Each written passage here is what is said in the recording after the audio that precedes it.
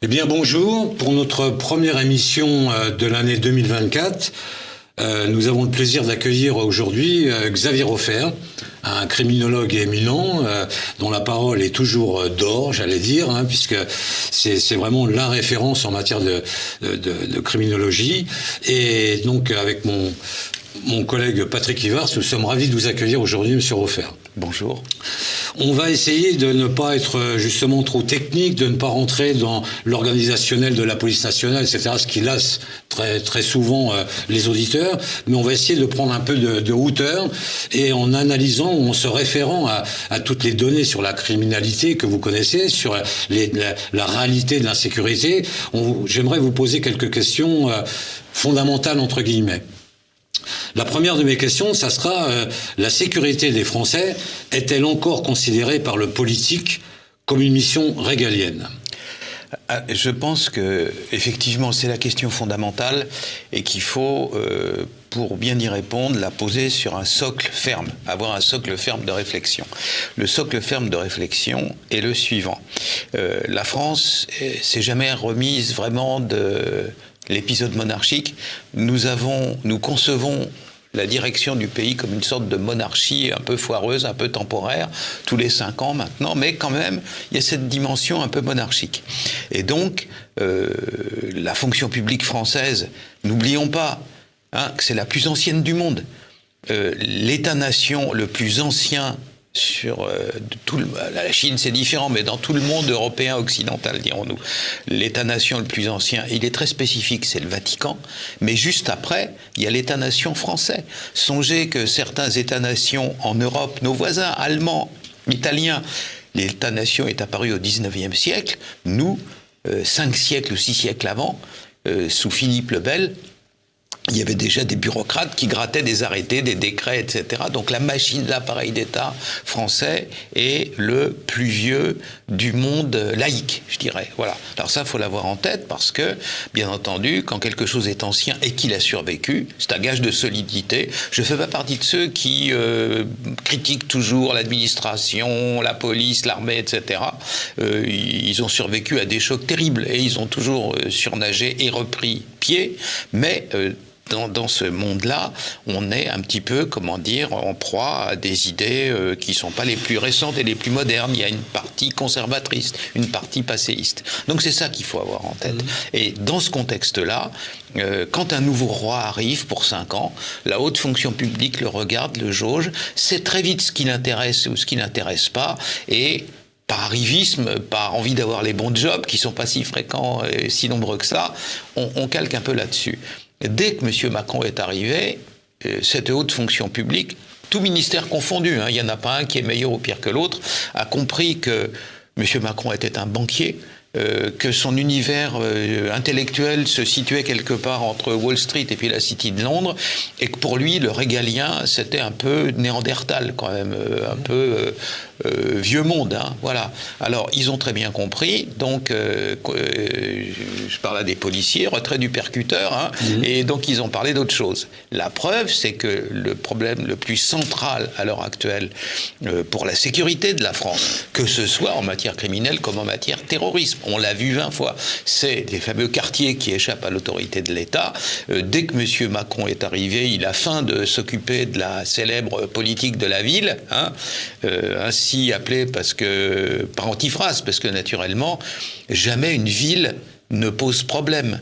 Jamais une ville n'a tiré une rafale de Kalachnikov sur quelconque. Ce sont ses habitants, évidemment, qui posent problème. Donc il s'est occupé de la fameuse politique par antiphrase de la ville, et à partir de ce moment-là, il a vu que ça lui plaisait pas, il a renvoyé M. Borloo, et puis depuis, il s'en occupe plus. Donc, à l'heure actuelle, le cadre national, qui est jusqu'au moment hypothétique dans le meilleur des cas et quasiment exclu pour les réalistes, où il y a une Europe fédérale avec une police, un FBI, etc.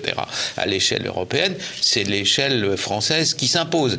Et bien dans ce contexte-là, pour M. Macron et son entourage proche, les gens de l'Élysée, c'est un peu la 10e roue du carrosse. Voilà le socle large sur lequel il faut fonder toute notre réflexion. Ça les passionne pas, oui, quand il faut le faire, on le fait, mais on le fait plus quand il s'agit de taper sur les gilets jaunes, parce que là, il y a une menace de l'intérieur même du pays que sur les racailles dans les cités, etc. Parce que ça, on touche pas trop.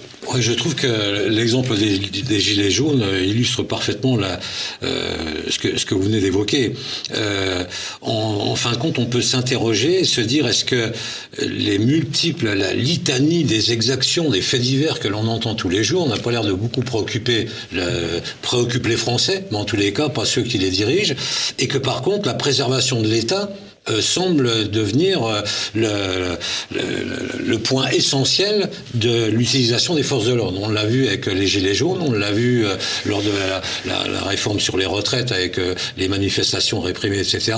Est-ce qu'en fin de compte, on n'assiste pas, on voit bien d'ailleurs une forme de la multiplication de ces CRS suisses qu'on voit là, la prolifération de ces unités de maintien de l'ordre. Est-ce qu'en fin de compte, l'État n'a pas choisi de se préserver, lui, en oubliant la sécurité des Français? Ça a toujours été un peu le cas. Oui. Depuis la lieutenance de police sous Louis XIV, le lieutenant de police de l'Araignée, qui était dans le bâtiment où, par la suite, on a construit l'actuelle préfecture de police de Paris, mais il était déjà là. Et vous avez vu sous le porche, il y a la plaque là qui parle de cette première police moderne pour toute l'Europe. Hein. Voilà, depuis l'époque, l'appareil d'État s'est toujours protégé un peu lui-même avant les autres. Mais là, naturellement, ça s'aggrave. Ça devient criant. Ça devient criant, ça devient évident, et d'autant plus que le pouvoir en question est à peu près détesté par la France d'en bas, quoi. Donc il faut qu'il s'en protège. Et c'est ça qui est en train de se faire. Alors, d'autres problèmes existent, des problèmes de l'afflux des stupéfiants sur le territoire français, qui n'a jamais eu d'équivalent dans l'histoire. Ce qui déferle à l'heure actuelle sur la France comme drogue elle-même toujours plus dangereuse, on en parlera plus tard si vous le voulez, et naturellement, ça, c'est laissé en sous-main, les effectifs sont pas assez nombreux. Pourquoi ? Parce qu'il faudra aller les chercher dans les fameux quartiers et les cités où se passe la collecte sur le territoire français, le partage grossiste, demi-grossiste, petits dealers de quartier, etc. Ça se passe dans ces quartiers-là, et là, on n'y va pas trop. Hein. Mais historiquement, si j'ai bonne mémoire, c'est Clémenceau qui disait la police judiciaire est la seule police qu'une démocratie puisse avouer. Donc, ce qui montre bien qu'effectivement, au fil des siècles, la préservation de l'État était importante, mais à quelques exceptions près, de temps en temps, il y a eu des sursauts pour au moins quand même s'intéresser également à l'insécurité que vivaient les Français. On le voit bien ces derniers temps, la dernière réforme qu'a entrepris le ministre de l'Intérieur, M. Darmanin, par la suppression de la police judiciaire dans sa structure pyramidale qui existait jusqu'à maintenant, avec la déclinaison des DIPJ, des SRPJ, etc. Et la volonté de créer une départementalisation, c'est-à-dire un regroupement autour d'un directeur départemental de la police nationale. Est-ce que là, on ne voit pas justement une inversion de ce qui pourrait être au contraire bénéfique à la population française? Est-ce que vraiment cette réforme, à vos yeux, dont vous avez certainement dû entendre parler, est-ce qu'elle est pertinente ? J'ai eu beaucoup d'étudiants qui par la suite sont devenus commissaires de police ou alors magistrats ou alors qui sont entrés dans la pénitentiaire, et à l'heure actuelle ils sont inquiets, bien entendu. Mais là on a, alors sur l'aspect technique de l'affaire, je vais laisser notre ami nous expliquer ça, mais juste un mot pour dire que Monsieur Macron n'est pas là par hasard, il est là pour casser l'appareil d'État français. Et donc cette départementalisation, tout ce qui échappe au national, comme c'était le cas avant, et qui va vers le département, ouvre la voie à une sorte de fédéralisation de l'Europe, dans laquelle il y aurait la région de Grenoble, la région de l'Andalousie, un petit bout de ceci, un petit bout de cela, et chacun se débrouille à son niveau, mais sans coordination nationale. Chaque fois, tout ce que fait dans tous les domaines M. Macron depuis qu'il est là vise à fragiliser et à mettre hors jeu l'appareil d'État tel qu'il existe depuis le fil des siècles dont je vous ai parlé tout à l'heure. Y compris dans le domaine de l'insécurité, on veut aller vers cet éclatement-là. Voilà. Alors, Patrick, la police judiciaire est un domaine que tu maîtrises bien. Parallèlement, on voit également la prolifération des polices municipales, voire des sociétés privées de sécurité. Est-ce que justement, là encore, on ne voit pas un effacement du domaine régalien de l'État ? Tout à fait, absolument, parce qu'effectivement, je peux aller dans votre sens, parce que On constate qu'effectivement, on avait une police judiciaire qui était efficace et qui était chargée de lutter contre le haut du spectre de la délinquance, de la criminalité en France. Et puis finalement, on s'aperçoit que ce que choisit le gouvernement, c'est pas de lutter contre le haut du spectre, parce que parfois, peut-être, le gouvernement se voit comme étant peut-être une cible de cette police spécialisée haut de gamme, notamment en matière financière, en matière fiscale, ce genre de choses. J'ose pas penser en matière stupéfiante, mais en matière... Je peux, je peux, d'accord. Autrement dit, quand le gouvernement décide de démanteler la police judiciaire, parce qu'on en est au stade du démantèlement, c'est pas la réorganisation qu'on vit actuellement, c'est pas la réorganisation de la PJ, on vit le démantèlement de la PJ. En fait, il fait coup double. Pourquoi ? Parce qu'il se dit, ouf, enfin, on va démanteler une police judiciaire qui pourrait éventuellement s'intéresser à nos petites histoires financières, peut-être donc stupéfiante, et puis on va reverser ces effectifs de police judiciaire au niveau départemental pour, aller en simplifiant, pour vider les salles d'attente qui sont pleines à craquer de gens qui viennent pour déposer plainte parce que ils ont été victimes de cambriolage, ils ont été victimes de dégradation sur leur véhicule, on leur a volé leur téléphone portable. C'est des braves gens, c'est les gens de la vraie vie, mais ces gens de la vraie vie, ils savent très bien que la police, elle est complètement débordée et pourra sans doute pas faire grand-chose pour interpeller les auteurs, mais ils ont besoin d'un dépôt de plainte pour les assurances. Très souvent, maintenant, les gens qui viennent déposer plainte, ils se font peu d'illusions sur les suites de leur plainte, mais ils ont besoin du récépissé de dépôt de plainte pour pouvoir dire à leur assurance, pour se faire rembourser, pour dire voilà, j'ai déposé plainte. Et l'objet de la réforme du démantèlement de la police judiciaire sert à reverser les effectifs police judiciaire vers les commissariats de façon à ce que les plaintes soient prises un peu plus rapidement et que les gens qui attendent 2 heures, 3 heures dans une salle d'attente n'attendent plus qu'1 heure, peut-être 1 heure et demie avant que leur plainte ne soit prise et qu'ils puissent avoir leur récépissé pour ensuite le communiquer à leur assurance pour être remboursé. Donc voilà, on en est là. Maintenant, si vous voulez, tout ça, c'est pas surprenant parce que vous vous souvenez quand même, Monsieur Roffer, il y a eu une loi sur la sécurité de 2021, je crois, qui instaurait un continuum de sécurité. Et là, on en arrive aux polices municipales, avec police nationale, police municipale, société privée de sécurité.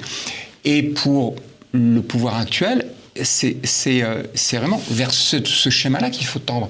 C'est-à-dire, la police nationale, elle se réduit malheureusement dans ses compétences, dans ses effectifs, dans les moyens dont elle dispose, au profit de polices municipales qu'on essaie de faire monter en puissance, mais qui n'ont ni les effectifs, ni les compétences en tant qu'officier de police judiciaire, ni la formation, bien sûr, pour traiter des affaires de délinquance. Et puis après, le troisième niveau, c'est la sécurité privée tout court. C'est-à-dire que les gens, comme la police nationale et même ce qu'on essaie de monter en puissance, les polices municipales, ne les défendront pas.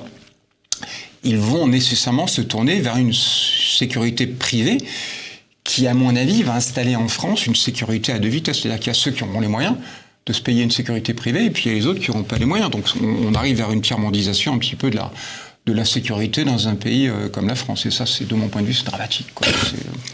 Alors, il n'y a pas... quand on voit, par exemple, comment est distribuée l'électricité en France, il y a une grande entreprise qui amène l'électricité jusqu'au dernier kilomètre, et le dernier kilomètre jusqu'à votre salle à manger, c'est une autre sécurité qui, elle, n'est pas dans le lourd, dans le nucléaire, dans l'appareil d'État, simplement des gens qui savent faire des branchements. Qu'il y ait des arrangements comme ça, vu l'évolution de la société, à un niveau ou à un autre, me paraît... concevable. C'est pas forcément mauvais. Mais dans des conditions de contrôle et des conditions de fluidité dans la transmission qui, à l'heure actuelle, ne sont pas garanties. Ça signifie que dans l'avenir, c'est les gens les plus modestes, dans les petites villes, dans les endroits un peu paumés comme ça, qui auront une gendarmerie mobile, c'est-à-dire un camion c'est ça. qui va partir et passer, recueillir des papiers, et puis qui va rentrer au bercail après ça, ou à la limite des policiers qui sont dans la ville à 20 km, qui vont venir peut-être s'occuper d'eux. Donc à l'heure actuelle, tout ça, la vision idéale de M. Macron et de son entourage, ça peut changer demain s'il y a un autre président de la République. C'est les métropoles. Il y a une vingtaine de grosses métropoles en France. Ces métropoles, dans le centre-ville, il y a les privilégiés de la mondialisation. Aux alentours, il y a leurs domestiques, le 9-3, tout ça, ceux qui viennent vider les poubelles et puis amener les enfants à l'école dans le meilleur des cas. Et puis il y a tout le reste de la France dont ils se foutent. Voilà. Monsieur Julie a écrit des livres très bien là-dessus, où il l'établit, où il le montre, où il donne des arguments et des faits convaincants. Et donc ça, naturellement, évidemment, ne peut pas se faire avec en même temps une sécurité qui soit, garantie pour tous les Français. J'en termine en disant la manière dont fonctionne un État-nation. Ce qu'on demande aux gens qui dirigent un État-nation, c'est simple. Raymond Aron l'a dit une fois pour toutes dans les années 90, il a dit « l'État-nation, c'est respecter à l'extérieur, en paix à l'intérieur ». C'est enfantin. La mission de quiconque dirige la France, et le président de la République, c'est ça sa mission. Respecter à l'extérieur, en paix à l'intérieur. À l'heure actuelle, c'est ni l'un ni l'autre. Vous avez vu, on se fait foutre de partout en Afrique. Hein. On envoie des gens négocier à l'est de l'Europe avec des pays en guerre qui, semble-t-il, semblent pas avoir toutes les qualifications pour se faire. Et à l'intérieur, c'est pas la paix à l'intérieur. Il y a des braquages de proximité qui se multiplient, et il y a des trafics de drogue sans arrêt, la catastrophe marseillaise, où tout le monde a été faire le pitre, le président de la République, M. Darmanin, etc., ils ont été se montrer, les bandits continuent à s'entretuer en courrière, hein, tout le temps, AG continue. Pourquoi ? Parce que comme les bandits ne sont pas coupés du monde, comme ils ont des avocats, comme c'est eux qui fournissent la bonne société en cocaïne et donc ils ont des sources à l'intérieur de la bonne société, ils savent que le président de la République et son équipe se moquent de tout ça comme de l'an 40. En conséquence de quoi, l'actuel ministre de l'Intérieur, dans le système où il est, quelles que soient ses intentions, c'est pas à vous que je vais expliquer que le milieu criminel, à un moment donné, il faut le mater.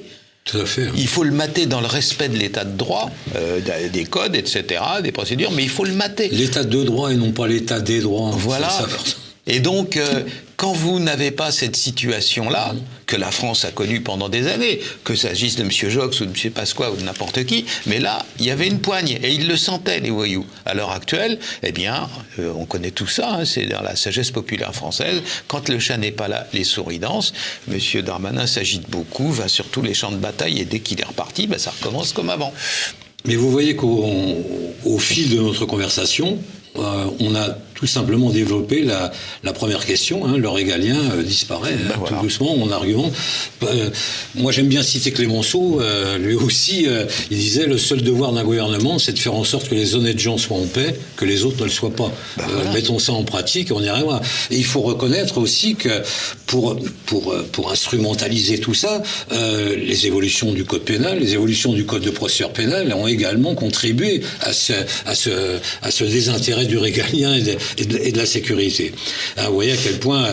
Et cependant, quand on regarde le passé, hein, vous êtes le premier à vous intéresser toujours à l'évolution de la criminalité, à l'évolution de la façon que l'État a d'appréhender.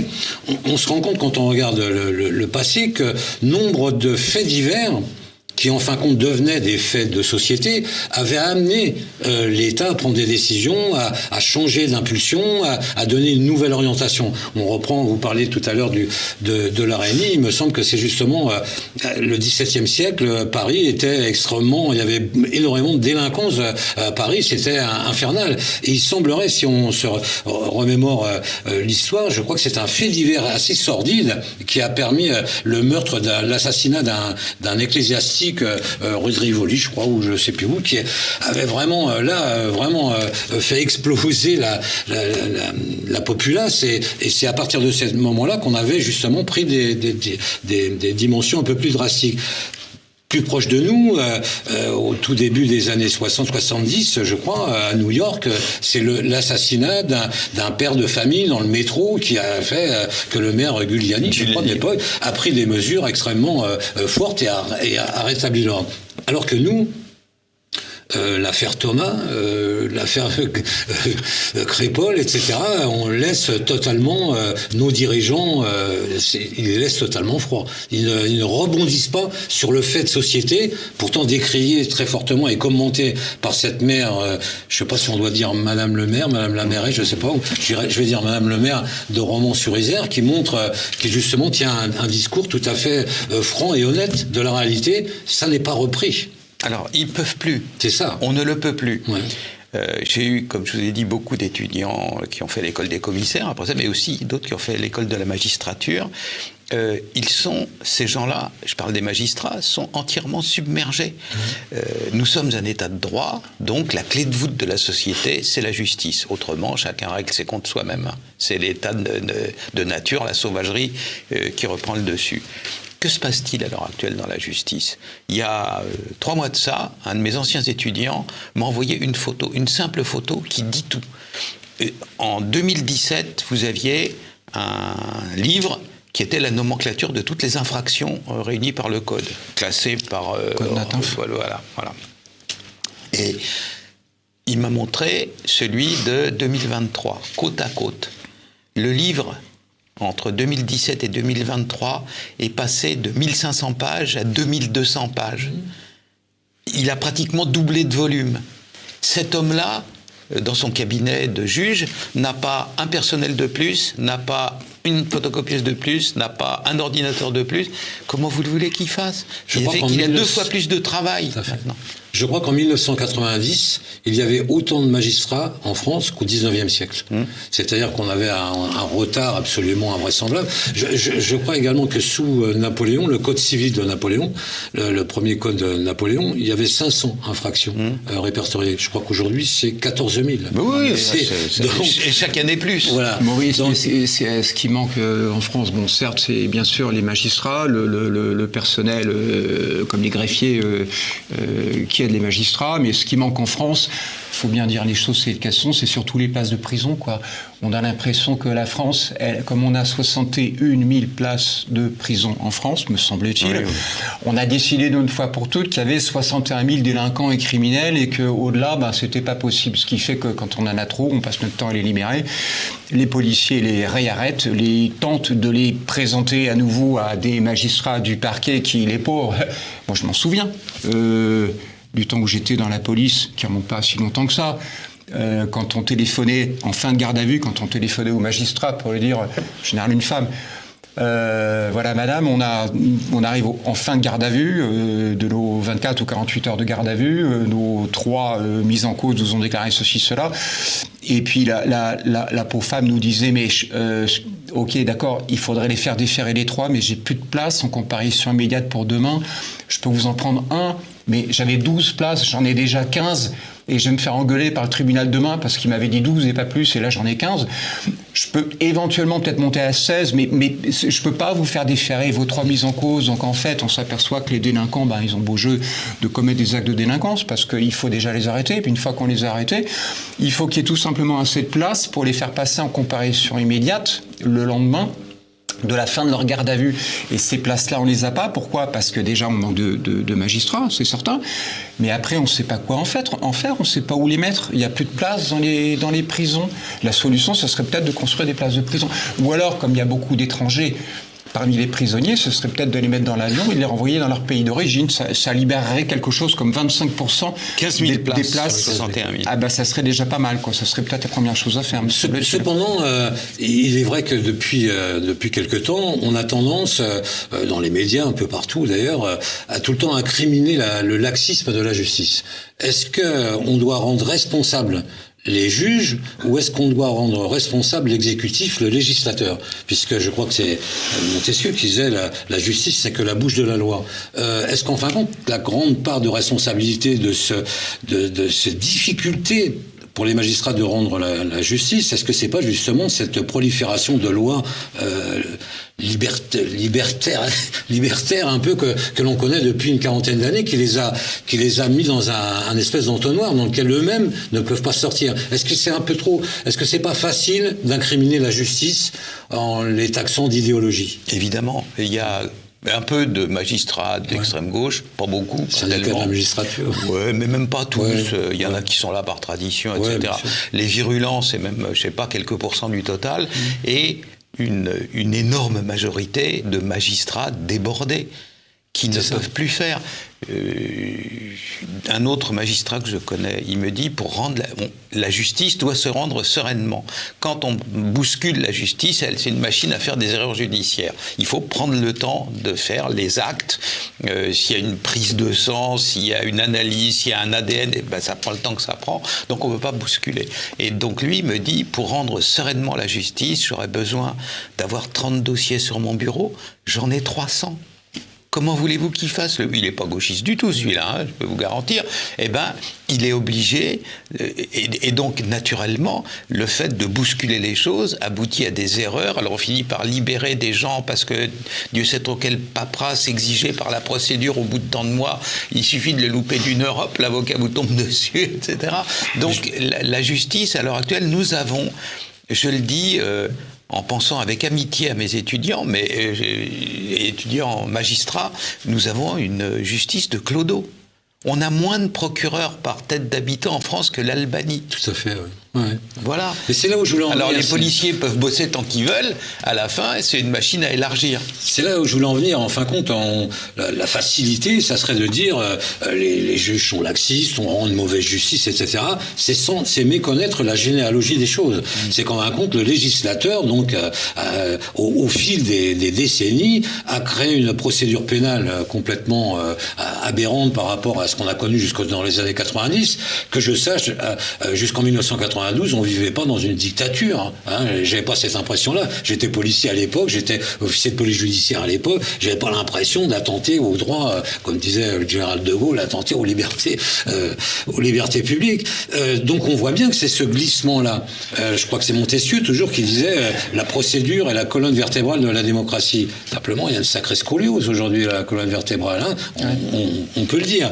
Donc vous voyez que au fil de nos discussions, on en arrive bien toujours à la même chose. Le politique a une part de responsabilité absolument énorme dans la situation Maurice, que l'on connaît aujourd'hui. Si vous me permettez, je crois savoir qu'une directive européenne doit être transposée là, en 2024, dans le droit, la procédure pénale française, qui va faire en sorte que les policiers, les gendarmes, ne pourront plus entendre en gardé à vue hors la présence d'un avocat. Actuellement, quand une personne gardée à vue souhaite être assistée par un avocat, on laisse 2 heures à l'avocat pour venir au commissariat, à la brigade de gendarmerie. C'est un délai qu'on lui laisse de façon à ce qu'il puisse se transporter et être présent aux auditions de son client, le mis en cause. Mais là, il me semble que la nouvelle directive européenne que l'on va bien évidemment transposer dans le droit français va interdire à tout policier d'entendre un gardé à vue si son avocat n'est pas présent, quel que soit le délai. Autrement dit, on va arriver à des situations de blocage parce que s'il n'y a pas d'avocat, il n'y a pas d'audition. Et s'il n'y a pas d'audition, au terme de la garde à vue, l'officier de police judiciaire va téléphoner au magistrat, va lui dire écoutez, nous on a tel et tels éléments. Quant aux mises en cause, on n'a pas pu l'entendre parce que l'avocat n'est pas venu ou l'avocat est venu tardivement, etc. Voilà, ce qui fait qu'on va... En fait, on va poser des problèmes non pas tellement aux policiers parce que finalement ça va réduire la charge de travail du policier. Il n'y a pas d'avocat, il n'y a pas d'audition. Allez-y. Tant mieux. Mais le magistrat va être placé, le magistrat du parquet, éventuellement juge d'instruction, va être placé devant une situation très difficile. C'est-à-dire qu'il va devoir prendre une décision quant à la liberté de l'individu qui arrive au terme de sa garde à vue. Et il va devoir décider s'il le fait déférer ou remettre en liberté alors qu'il n'a pas du tout été entendu. Ce sont des situations qui vont se produire. Mais est-ce que d'une manière plus générale, pour que les auditeurs comprennent bien, est-ce que c'est pas tout ça, je reviens toujours à la responsabilité du politique, est-ce que c'est pas ce glissement de la procédure inquisitoriale qu'on a connue jusqu'aux années 90 vers cette procédure contradictoire qui ne veut pas aller jusqu'à la procédure accusatoire que connaissent les pays anglo-saxons? Est-ce que c'est pas en fin de compte ça qui achoppe? Est-ce que c'est pas là qu'on a un véritable problème? La procédure contradictoire, aujourd'hui, elle montre ses limites également. Tout ça peut être fait en très peu de temps. La seule chose qui pose problème, c'est l'incapacité, je pèse mes mots, du pouvoir soi-disant régalien à décider. Et à décider fermement et une bonne fois pour toutes. La capacité d'un dirigeant politique se jauge à sa capacité à décider. C'est-à-dire que c'est bien d'écouter des conseillers, c'est bien de s'entourer de tous les avis. À la fin, il faut qu'il y ait quelqu'un qui signe en bas d'une feuille, vous comprenez? Et cet individu est seul, et ce qu'il fait s'appelle prendre une décision. Et à l'heure actuelle, le système tel qu'il est, alors il écarte, il fait de l'en même temps, il repousse, il dilue. De toute façon, il n'est plus seul à gouverner. Les pays comme la France, ça n'est pas uniquement le seul cas de la France, sont dirigés par ce qui s'appelle l'infosphère. L'infosphère, c'est l'espèce de coagulation de ceux qui ont le pouvoir de dire et de ceux qui ont le pouvoir de faire. C'est-à-dire les rédacteurs en chef des grands médias, les dirigeants politiques, quelques grands chefs d'entreprise, quelques savants et intellectuels. Tout ça, ça s'appelle l'infosphère. Et l'infosphère, à l'heure actuelle, elle est aux antipodes, cette infosphère-là. C'est-à-dire ceux qui prennent une décision qui est vue favorablement 2 heures après par BFM, télé ou n'importe quel autre, et que tel intello, sociologue, progressiste va dire « Ah, c'est très bien parce que premièrement, il faut être moderne, etc. » Tout ce petit microcosme-là est à s'encouder au-delà des volontés tout simples des Français qui veulent vivre dans un pays respecté à l'extérieur et en paix à l'intérieur. On en revient toujours là. C'est un simple problème de décision politique. Vous savez, moi je vois pas mal de monde, des anciens étudiants un peu partout. On me dit, si jamais demain un président de la République arrive, tape sur la table en disant fin de la récré, l'ordre peut être rétabli en quelques mois. Et d'autant plus que ceux qui font les émeutes, etc., sont des lâches. Tout le monde le sait. Ils sont forts à 50 contre 1.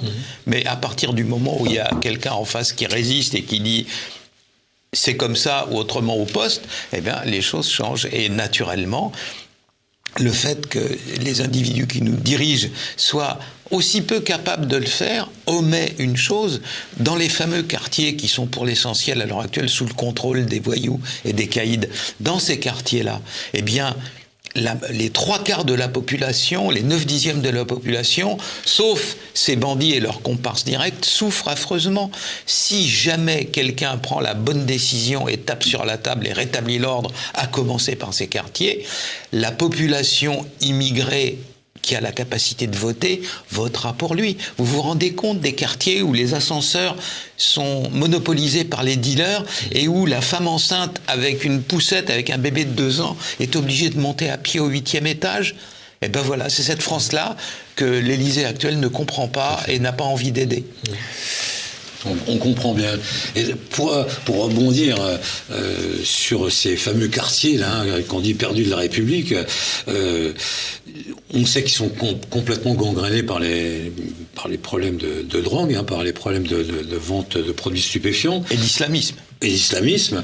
On va pas parler aujourd'hui de l'islamisme, mais j'aurais voulu qu'on parle un peu de ce risque terrible qui nous pend au nez du tsunami, de la vague de cocaïne qui risque de déferler sur la France. D'après ce que j'ai cru comprendre, aux États-Unis, qui était le premier client des cartels sud-américains en matière de cocaïne, se sont un petit peu éloignés de la cocaïne pour aller vers les opioïdes. Je crois qu'il y a eu énormément de décès par overdose d'opioïdes. C'est un médicament, je crois, à l'origine, ces opioïdes délivrés sur ordonnance aux États-Unis, mais qui, en fin de compte, ont totalement envahi. Tu parles du fentanyl, des choses comme ça. Alors, le fentanyl également, mais il semblerait que donc la vente de cocaïne aux États-Unis baisse et que les cartels d'Amérique du Sud se tournent maintenant résolument vers l'Europe. Alors c'est ça, voilà. Mais c'est le contraire. À savoir... Éclairez-nous, si vous Oui, la cocaïne, vous allez comprendre, tout le monde va comprendre tout de suite. La cocaïne se vend $12 000 le kilo à Miami et 55 à 60 000 à Stockholm. Vous vendez où votre drogue ? Les dirigeants des cartels, c'est pas des poètes, hein. Donc s'ils sont pour le profit maximum, et donc ils vendent la cocaïne là où elle est le plus chère. Idéalement en Australie, parce qu'il arrive que le prix du kilo dépasse $100 000, dollars américains. Mais en Europe, c'est déjà pas mal, quoi. À l'heure actuelle, le kilo, en gros, dans le sud de la France, il se vend 32 000, 35 000 euros le kilo. C'est mieux que 12 000, déjà. Hein. Voilà. Alors, elle ne va pas arriver, cette inondation. Elle est là. C'est ça. Elle est là. Et on le calcule de la façon suivante. Là aussi, c'est enfantin. C'est une marchandise, la cocaïne. Comme des carambars ou comme une paire de chaussettes. Toute marchandise est régie par la loi de l'offre et de la demande. Si à un moment donné, à demande égale, s'il y a toujours autant de gens qui veulent acheter des chaussettes, et puis s'il y a moins de chaussettes à vendre, le prix des chaussettes va monter. C'est du commerce. Voilà, bien entendu, exactement. En conséquence de quoi, écoutons l'actuel ministre de l'Intérieur nous raconter des sornettes. Il dit on les pilonne et ça va bien. Depuis qu'il est ministre de l'Intérieur, le prix de la cocaïne a baissé de 30%. De 30%. Il y a certains coins en France, le plus près d'Anvers et Rotterdam, où sont les deux grands ports d'arrivée. L'année dernière, je dirais le Havre aussi. Oui, le Havre. Mais Anvers, 110 tonnes saisies l'an dernier. Saisies, 110 000 kilos. 110 000 kilos saisies, ça signifie qu'il y a quelque chose comme 500 tonnes qui sont passées et qui ont été vendues après ça par les narcos. Donc, vous avez cette inondation de la cocaïne. Et donc, quand un ministre de l'Intérieur a du succès dans la lutte contre la drogue, le prix de cette drogue, plus rare, parce qu'on en saisit plus, doit augmenter. Si M. Darmanin réussissait son coup, la cocaïne devrait être à 120 euros le gramme. À proximité d'Anvers et de Rotterdam, c'est-à-dire dans le nord de la France, elle est à 50 euros le gramme maintenant. Elle était à 80 euros il y a 3 ans ou 4 ans. Donc, voyez-vous, l'inondation, elle est là. Alors, après ça, il y a ce qui nous pend au nez. Récemment, des formes 10 fois pires que le fentanyl, d'héroïne chimique produite par synthèse sont arrivées déjà en Europe entre le mois d'octobre et puis la fin de l'année 2023 en Irlande et en Grande-Bretagne. Il y a eu des dizaines de morts parce qu'elles sont si puissantes, ces formes de drogue-là, que 2 mg peuvent être mortelles. On a le cas aux États-Unis d'un policier en tenue, dans la rue, qui se penche sur un individu qui a fait une surdose fatale, mortelle de fentanyl. Il se penche sur lui, il respire simplement à proximité du cadavre et il tomberait de mort à côté de lui. 2 mg. Oui. 2 mg. Alors ça s'appelle la xylazine, et puis une famille de stupéfiants chimiques qui s'appelle les nitazènes. C'est déjà en Angleterre, bientôt c'est chez nous. Je n'ai pas l'impression que notre actuel gouvernement ait bien anticipé cette menace-là. Et je pense qu'au-delà du produit, vous citiez la ville d'Anvers, le port d'Anvers, qui est vraiment le port d'entrée. Rotterdam aussi. Ouais. Mais est-ce que la crainte, c'est qu'on n'ait pas à un moment donné un narco-État quelque part Vous vous rendez compte qu'aux Pays-Bas, j'ai cru comprendre que la fille de la reine des Pays-Bas avait été mise avait fait l'objet de menaces de la part de narcotrafiquants. Le ministre de l'Intérieur des Pays-Bas est obligé de vivre dans un bunker. Est-ce que le risque n'est pas que l'on connaisse le même dessin que les cartels de Medellín, Bogota, etc., avec une emprise des narcotrafiquants dans l'État? Certains caïds vont trop loin. Menacer la fille de la reine des Pays-Bas, c'est attirer la répression sur soi. Donc il faut qu'ils soient plus malins. Les plus malins vous leur conseillez d'être plus malins? Non, je crains qu'ils ne le deviennent. Oui. Au lieu de faire des actes excessifs comme ça, il faut qu'ils se contentent de soudoyer et de corrompre en douceur. Qu'il n'y ait pas un narco-État, mais il y ait un État un peu bidon avec corruption par en dessous, et puis on s'arrange, et puis la drogue passe, vous voyez. C'est ça le danger. Que l'on voit déjà, hein. J'ai vu que la Sûreté territoriale du 92 avait fait une affaire, là, dernièrement, où un policier était largement corrompu, hein, et permettait le passage sur le côté. Donc, chose qu'on ne connaissait pas, nous, à notre époque. Hein. Je pense qu'il y en a toujours un petit peu. Si tu permets, Maurice. Ouais. En ce qui concerne la cocaïne, certes, on a peut-être beaucoup en Europe, Rotterdam, Anvers, Douvres aussi. Mais pour les Français, on a beaucoup le Havre. Le Havre est une porte d'entrée énorme en ce qui concerne l'arrivée de containers. Je crois qu'il y en a à peu près 1% qui doit être contrôlé par les douanes. C'est ça. Ce qui fait que 99% n'est jamais contrôlé. On a une seule chance, c'est que Marseille n'est pas touché, mais c'est plus à cause de la mauvaise gestion des docks marseillais. Fos-sur-Mer. On a trouvé 3 tonnes il y a 2 ans. Mais c'est surtout en France, c'est surtout 3000 le Havre. kilos. Hein. C'est surtout le Havre qui pose un gros problème. 10 tonnes par an. C'est énorme. C'est énorme. En ce qui concerne... Oui, saisi, donc ça veut dire que là aussi c'est 90% qui n'est pas saisi. Et qui, voilà. C'est-à-dire que plus on saisit de drogue, plus on se dit qu'il y en a qu'on ne saisit pas et qui est en augmentation dans le circuit. Quoi. Voilà. Je voudrais revenir sur le prix du gramme de cocaïne entre l'Amérique du Sud, on va dire globalement la Colombie et autour, et puis la France.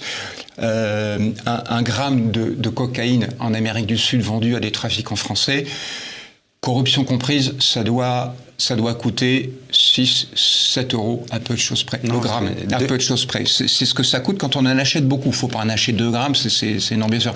Mais quand on achète 300, 400, 500 kilos, une tonne, ça revient à ce tarif-là. 6-7 euros le gramme. Et quand c'est revendu en France, effectivement, c'est dans les 60-70 euros, alors que c'est coupé à 50%, etc. Donc effectivement, ça génère beaucoup de profit. Maintenant, il y a quelque chose qui me gêne dans votre discours, c'est le fait qu'on parle de drogue en parlant des trafiquants, en parlant des policiers, des magistrats. On ne parle jamais des usagers. On ne parle jamais des usagers de drogue. Et dans le meilleur des cas, j'allais dire, quand on en parle, c'est pour dire que ce sont des victimes. Je veux dire, quand on discute avec un trafiquant à un niveau moyen, comme on peut en rencontrer à Paris, région parisienne, il nous dit moi je fais que vendre un produit que les autres demandent. S'ils demandaient autre chose, je leur vendrais autre chose. Mais là, ils demandent de la cocaïne, ils demandent du shit, ils demandent de l'héroïne qui revient aussi. Moi, je leur vends ce qu'ils demandent. Autrement dit, je me demande si on va arriver à résoudre ce problème-là un jour, si on en parle, sans parler d'un personnage central quand même du trafic de drogue, qui est le client. Et on n'en parle jamais. Oui, mais je pense que c'est un peu comme avec la délinquance des mineurs. On est piégé par cette ordonnance de 45. Et en matière de toxicomanie, on est également piégé par la loi du 31 décembre 70, qui, en fin de compte, considérait le toxicomane comme quelqu'un en perdition qui avait besoin de soins, etc., avec des alternatives de soins. Ça a l'air de rien, mais 50 ans après, on est toujours dans cette... On parle d'addiction, on parle de... Regardez, l'affaire Palman est exemplaire à cet égard. Hein. On a tout de suite dit, il a besoin d'être soigné, etc. Vous avez vu ce qui s'est passé pendant la guerre avec le marché noir ? J'étais pas né, monsieur. Non, mais vous avez lu. Donc, bien sûr. Voilà, vous avez vu ce qui se passe chaque fois qu'il y a un produit illicite. Même les Khmers rouges, ils sont pas arrêtés. Bien sûr. Hélas, on aimerait pousser le raisonnement en disant il y a des toxicomanes, on va leur faire les gros yeux et puis après ça les dealers pourront plus vendre leur saloperie et donc tout ira bien. C'est impossible. Ça reviendrait à mettre un policier derrière le dos de chaque habitant. Regardez ce qui s'est passé aux États-Unis avec la libéralisation du cannabis. Alors, premièrement, vous voyez un politicien arriver à la télé et dire alors voilà, à partir de maintenant, on va pouvoir vendre du cannabis à des enfants de 10 ans et tout. Bon, alors sa carrière, même dans des pays libéraux libertaires, va pas très loin. Donc il est obligé de dire on change la frontière, au lieu de dire licite illicite, on dit licite jusqu'à 17 ans et 365 jours et puis voilà. Donc on met une frontière majeure mineure. Donc bien entendu, il y a des gens qui gagnent autant de fric en vendant de la drogue aux mineurs. Pas ceux de 4 ans, bien sûr, mais ceux de 15-18 ans qu'auparavant. Et à ce moment-là, ce à quoi on arrive partout, c'est qu'il y a un marché licite et un marché illicite. Et le marché illicite, il est follement encore plus dangereux parce que aucune des garanties qu'on exige, par exemple, que le cannabis vendu légalement soit pas arrosé de pesticides et donc pas cancérogène. Celui qui est vendu sous la main, il est arrosé de pesticides et cancérogène. Qui va acheter celui qui est illicite et qui est moins cher? Les plus pauvres, les étudiants, les jeunes. Et donc, voilà, je crois, hélas, ça a été tenté. De nous, on ne regarde pas que la France, on regarde la chose. Le contrôle, enfin... Vous vous rendez compte quand ils ont... Mais les États-Unis ont voulu interdire un produit, l'alcool. Vous avez vu ce qui s'est passé? Bon, la prohibition a été tellement désastreuse que 30 ans après encore, la mafia italo-américaine continuait à vivre dessus, sur les avantages les marchés. C'est pour ça que c'est très difficile à résoudre. Hélas, je pense qu'un État de droit, dans le respect d'un certain nombre de règles de l'état de droit, ne peut que poursuivre les malfaiteurs. On ne peut pas être derrière le dos en disant dans ta cigarette, qu'est-ce qu'il y a, ou dans ta bouteille, t'es sûr qu'il y a... Ça pose un problème de société, parce qu'il faut se demander pourquoi est-ce que tous ces gens ont besoin de cocaïne pour vivre. Voilà, ou de cannabis. Il y a des gens, ils sont incapables de vivre sans cannabis, sans cocaïne, incapables de faire la fête sans ecstasy, et qui plus est mélanger à de l'alcool et autre chose, quoi. Je crois que ça pose un réel problème de société, quoi. Pourquoi est-ce qu'il y a un tel malaise chez nos compatriotes? Pourquoi est-ce qu'ils n'arrivent pas à vivre sans béquilles, drogue, chimique, alcool? Voilà, médicaments, alcool, drogue leur permettent de vivre. D'où vient ce malaise? Je pense qu'il faut déjà se poser la question. Voilà. Oui, ceci dit, on a eu l'assommoir en France avec l'alcool. Si on regarde au fil des siècles, quand Lucky Luke fume le calumet de la paix avec les Indiens, c'est pas du tabac qu'ils fument. Les mescaleros, la tribu des mescaleros, c'est des gens qui consommaient de la mescaline. Il y a une constante quand même dans l'histoire.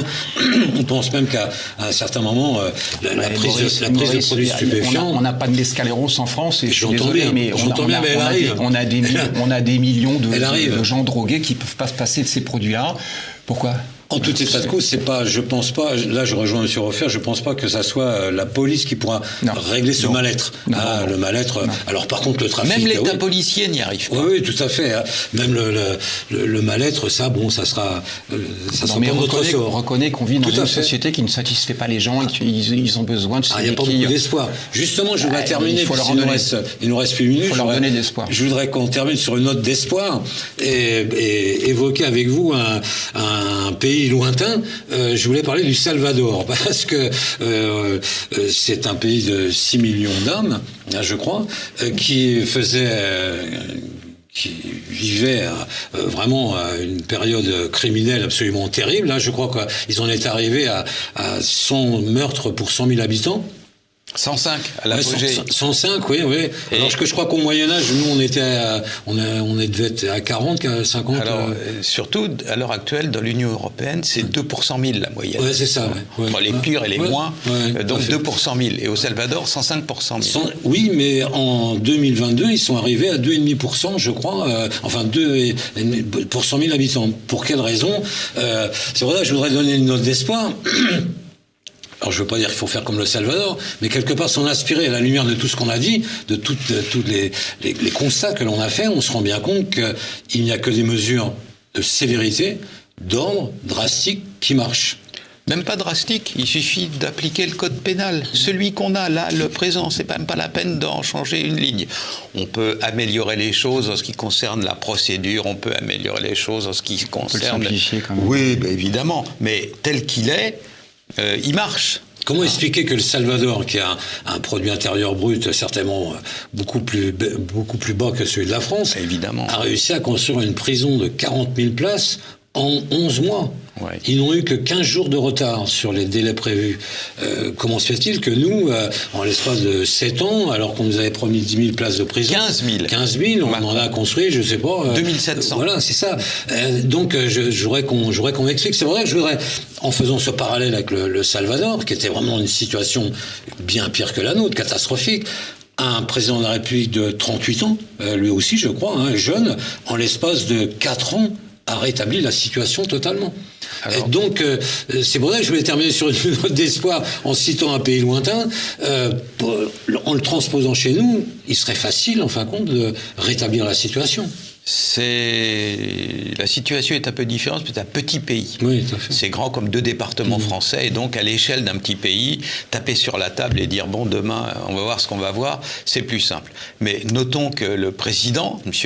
Bukele, d'origine syrienne, au Salvador, il a fait quelque chose d'inouï pour un homme politique. Il a dit qu'il allait faire quelque chose, et dites donc, après ça, il l'a fait. Donc, comme d'habitude, les voyous, les bandes, les Mara Salvatrucha, M18, etc., ils disaient, ouais, encore un politicard, il va faire un discours pour être élu, et après ça, tranquille.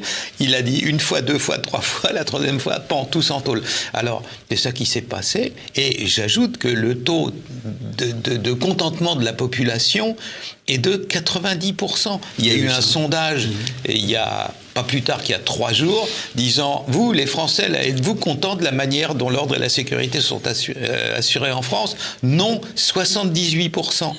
Hein, ou Darmanin, hein, non 78%. Et tandis que là, ça marche. Pourquoi? Parce que c'était des choses toutes bêtes. Les gens ne pouvaient plus envoyer leurs fistons jouer au foot au stade parce que le stade était monopolisé par les narcos, que traverser la rue, c'était risquer de prendre une balle, que aller au travail, on se faisait racketter sa voiture avec des barrages dans la rue, etc. Tout ça a disparu. Les gens en Salvador ont l'impression de ne plus avoir des tonnes qui leur pèsent sur les épaules. Alors naturellement, ça déplaît au New York Times, ça déplaît aux libertaires américains. Ça, oui. Pourquoi? Parce que l'Amérique du Nord vit de la misère et du crime en Amérique latine, en disant on va vous trouver des solutions, etc. Du moment où les latino-américains se sortent eux-mêmes d'affaires et arrivent à rétablir l'ordre eux-mêmes, ben, ils n'ont plus besoin des États-Unis, ce qui ne fait pas les affaires de l'oncle Sam. Je comprends. Donc, je crois même que 2 ans après ces premiers actes, il y a eu des législatives, et les législatives l'ont donné encore superbement gagnant. Quoi, hein. Donc, c'est bien la démonstration. Je voulais prendre cet exemple-là simplement pour donner un peu d'espoir à nos auditeurs, leur dire que, après tout ce qu'on vient d'expliquer, dans quelle situation on était, que si on tapait un peu du poing sur la table, si on laissait le bon sens reprendre le dessus, et puis si au lieu d'avoir des communicants, c'est-à-dire des gens qui nous fassent croire à des mensonges, on est des gens qui vraiment nous disent on va faire ça et on va le faire, d'une manière très stricte, on s'en sortira quand même. Donc il ne faut pas tant désespérer que ça. Je vais vous citer un homme que je n'ai pas l'habitude de citer d'habitude, puisqu'il est communiste, qui s'appelle Bertolt Brecht, qui était un dramaturge, et voilà. Dans les années 30, voilà. Dans les années 30, Bertolt Brecht a écrit un poème dans lequel il y a 2 vers qui résument tout. De qui dépend que l'oppression persiste? De nous. De qui dépend qu'elle cesse? De nous aussi. Voilà. La solution, elle est dans nos mains.